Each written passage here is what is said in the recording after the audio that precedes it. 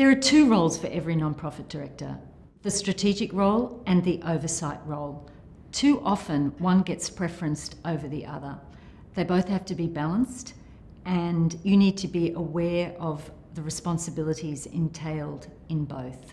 Oversight is looking at the fiduciary and legal responsibilities as a director. The strategic role is a fascinating opportunity to look at the vision of the organisation and what it's going to take to reach that vision. And that's where you start to think, how are we going to get to where we want to be in 5 years' time, in 10 years' time? What are the steps that we need to take as a board of directors and as an organisation to reach that point? What are the changes that we need to make within the organisation? How will we as directors ourselves stretch to meet this goal? It is hard to find the balance because people's comfort zone is what they know. And often that means the operational, the fiduciary and the legal. And that is important. My own preference is I love to start board meetings with the strategic work and encourage board members to actually focus upon that.